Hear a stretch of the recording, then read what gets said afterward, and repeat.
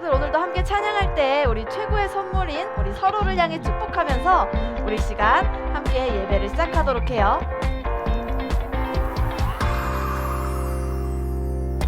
하나님께서 우리에게 보내신 최고의 선물은 바로 당신이에요.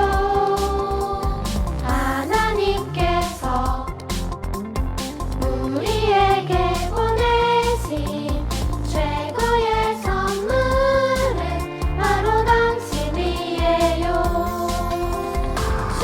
축복해요. 당신을 축복해요. 하나님께서 주신 그 사랑으로 당신을 축복합니다. 축복해요.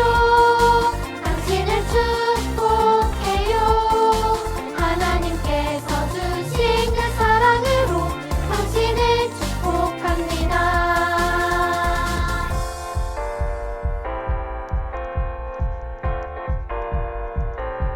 우리 다시 한번 처음부터 찬양할 때는요, 우리 또 더욱더 신나고 힘찬 목소리로 함께 찬양하며 고백합시다. 하나님께서 우리에게 보내신 최고의 선물은 바로 당신이에요. 하나님께서 우리에게 보내신 최고의 선물은 바로 당신이에요. 축복해요. 당신을 축복해요. 하나님께서 주신 그 사랑으로 당신을 축복합니다. 축복해요. 당신을 축복해요. 하나님께서 주신 그 사랑으로 당신을 축복합니다. 축복해요. 당신을 축복해요. 하나님께서 주신 그 사랑으로 당신을 축복합니다. 축복해요. 당신을 축복해요. 하나님께서 주신 그 사랑으로 당신을 축복합니다. 하나님께서 우리에게 보내신 최고의 선물은 바로 당신이에요. 아멘. 우리 이 시간에 다시 한번 찬양할 때는 우리를 안아주시고 맞아주시는 하나님 앞에 돌아가요라는 주님께 돌아가요 함께 찬양합시다. 주는 하늘아버지 죄인을 부르셨죠. 내 믿음 연약해도 내 이름을 부르시죠. 나 주를 떠나 갈 곳을 잃어도 주 사랑 향해 달려가게 하시죠. 주님께 돌아가요. 나 주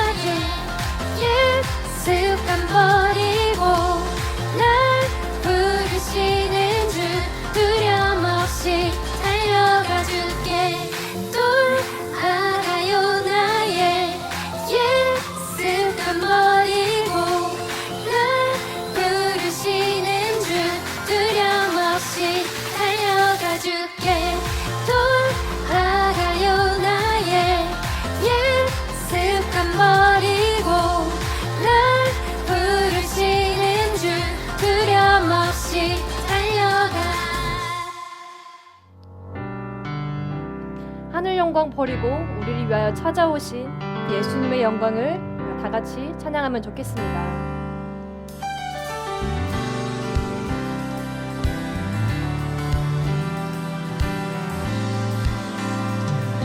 주의 이름 높이며 주의 이름 높이며 주를 찬양하나이다. 나를 구하러 오신 주를 기뻐하나이다.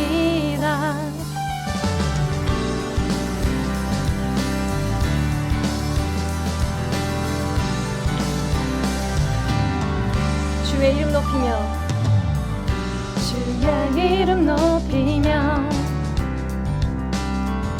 주를 찬양하나이다. 나를 구하러 오신 주를 기뻐하나이다. 하늘 영광 버리고 이 땅 위에 십자가를 지시고 죄사했네. 무덤에서 일어나 하늘로 올리셨네. 주의 이름 높이리.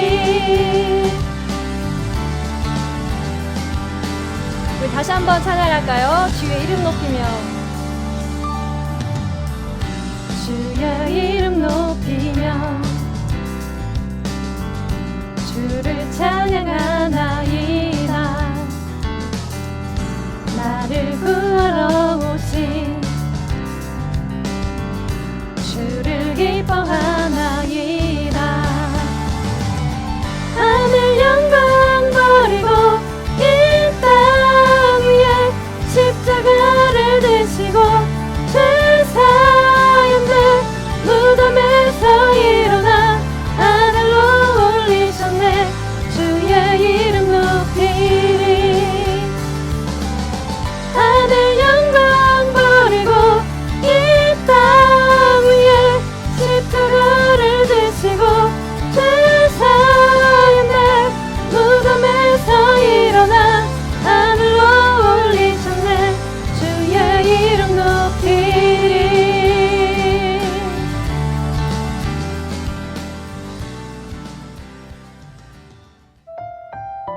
우리를 구원하신 하나님, 오늘 말씀 가운데에도 우리를 만나주시고 우리를 안아주세요라고 함께 찬양합시다. 예수님 사랑하는 마음, 예수님 사랑하는 마음, 예수님 보고 싶은 마음, 예수님 만나고픈 마음, 모두 다 알고 계시죠. 이 시간 내 맘에 오셔서 나를 안아주세요. 이 시간 내 맘에 오셔서 나를 만나주세요.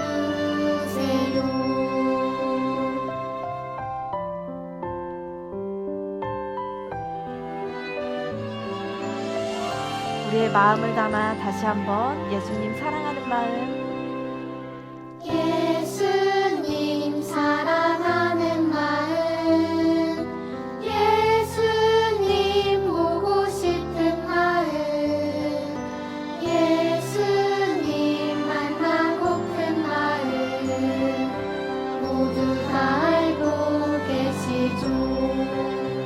이 시간 내 맘에 오셔서 나를 안아주세요. 이 시간 내 맘에 오셔서 나를 만나주세요.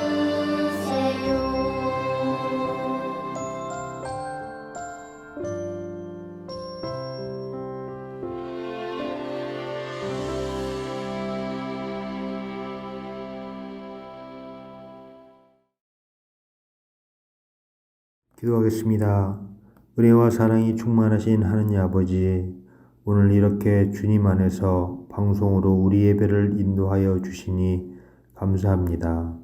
코로나19로 인하여 저희들이 뒤돌아보고 회개의 자리로 나아가길 원합니다. 거짓과 불의가 가득한 이 시대에 하나님의 공연하심과 선하심과 인자하심을 기억하며 주님만 바라보는 초동부가 되길 원합니다.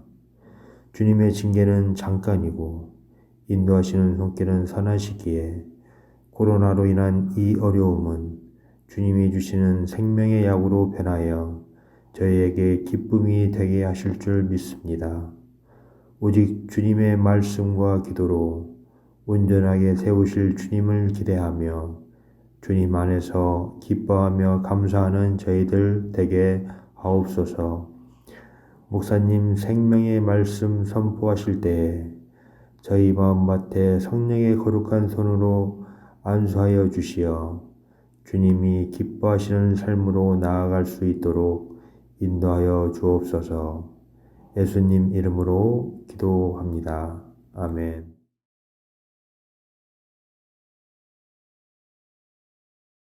여러분 안녕하세요. 잘 지냈어요? 오늘은 목사님이 특별한 이벤트를 준비했어요. 여러분 오늘 이렇게 영상으로 예배를 여러분이 드리고 있잖아요. 그래서 이 영상으로 드리고 있는 이 예배 장면을 부모님이나 아니면 가족에게 이야기해서 찍어달라고 하세요. 그래서 그 사진을 찍은 사진들을 선생님한테 카톡이나 문자로 보내주시면 그 사진들을 추첨해서 제가 오늘 쫀득쫀득 참 붕어빵을 준비했어요. 그래서 우리가 오늘 빵 5개와 물고기 2마리에 대한 이야기를 나눌 거라서 여기에 제가 물고기 빵을 준비했어요. 두 빵과 물고기가 같이 섞여 있는 8마리예요. 심지어 엄청 많죠. 그래서 이것을 5명한테 자그마치 5명한테 제가 나눠드리도록 할 거예요. 그래서 사진을 추첨을 통해서 나눠드릴 거니까 여러분이 사진들을 선생님한테 많이 보내주셨으면 좋겠어요. 자, 오늘 말씀 한번 보도록 할게요. 오늘 보실 말씀 마가복음 6장 37절부터 44절 말씀입니다. 마가복음 6장 37절부터 44절입니다. 여러분 가지고 계신 매일 성경 책자에는 52쪽에 있어요. 마가복음 6장 37절부터 44절 다 함께 말씀을 읽어보도록 하겠습니다. 시작. 그러나 예수님께서 대답하셨습니다. 너희가 먹을 것을 주어라. 그들이 예수님께 말했습니다. 그러면 우리가 가서 200데나리오너치의 빵을 사서 먹이라는 말씀이십니까? 예수님께서 그들에게 물으셨습니다. 너희가 가진 빵이 얼마나 되는지 가서 알아보아라. 그들이 알아보고 나서 말했습니다. 빵 5개와 생선 2마리가 있습니다. 예수님께서 사람들에게 무리를 지어서 풀밭에 앉으라고 하셨습니다. 사람들은 100명 혹은 50명씩 때를 지어 앉았습니다. 예수님께서 빵 5개와 생선 2마리를 들고 하늘을 우러러보시며 감사기도를 드리셨습니다.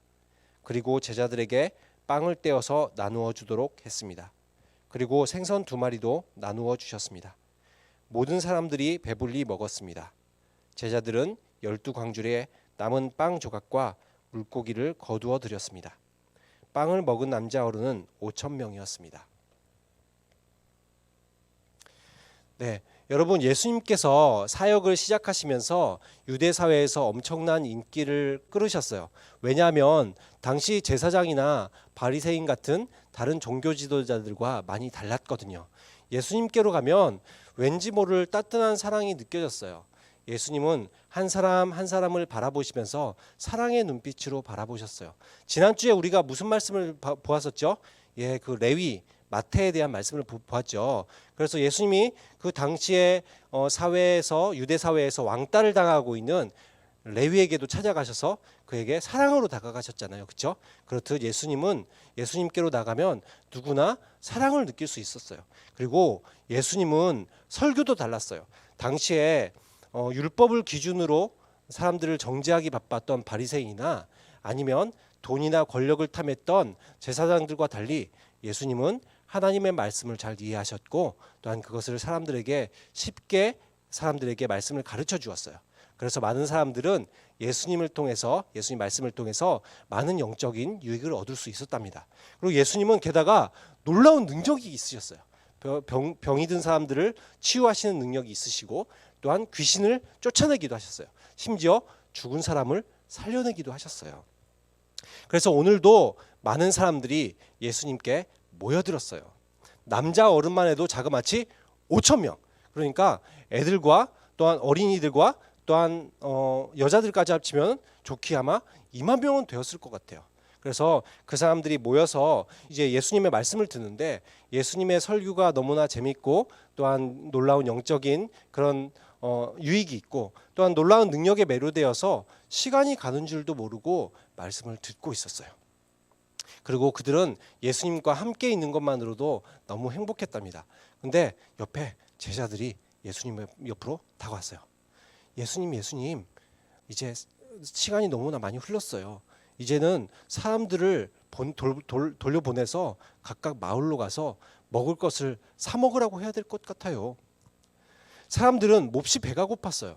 이 사람 게다가 아주 먼 곳에서 온 사람들도 있었어요. 그래서 만약에 그들을 돌려보낸다면 집으로 가면서 배가 몹시 고플 거예요. 어떤 사람은 배가 고파서 쓰러질지도 몰라요.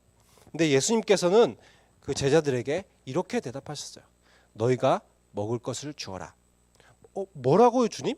우리가 먹을 것을 주라고요? 여러분이라면 어떻게 할 것 같아요? 지금 사람들이 몇 명이나 있다고요? 남자만 해도 5천 명, 그리고 여자와 어린이까지 합치면 한 2만 명이 될 거라고요.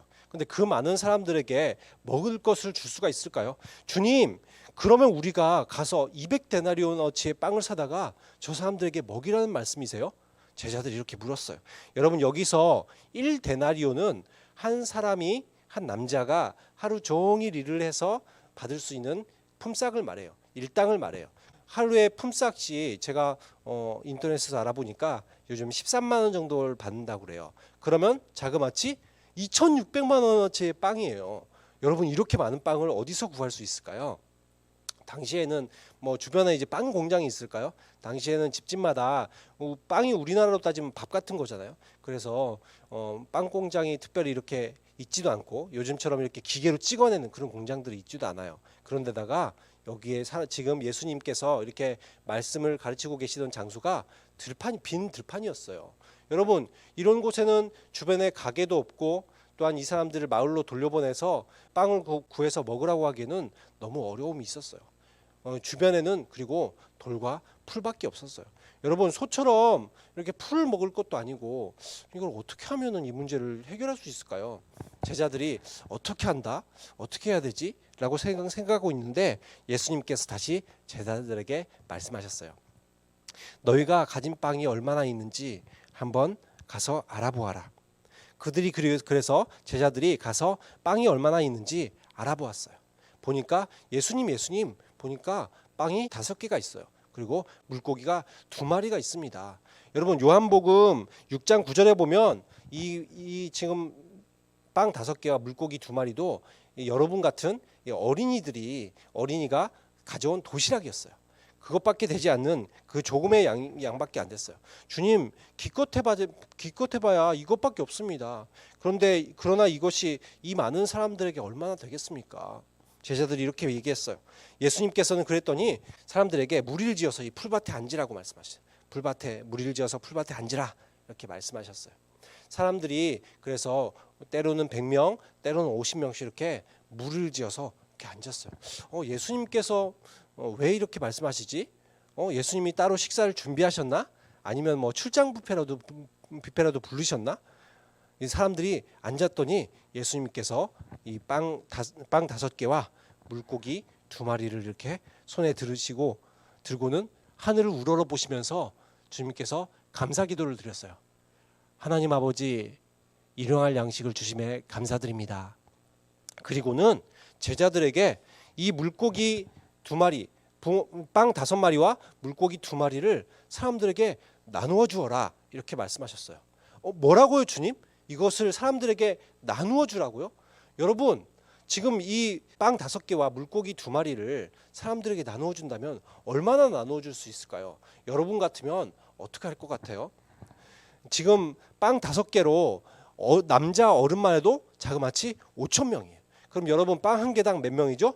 왜? 1,000명이 먹어야 돼요. 거기다가 여자와 어린아이까지 합친다면 빵 하나당 3,000명, 4,000명은 먹어야 돼요.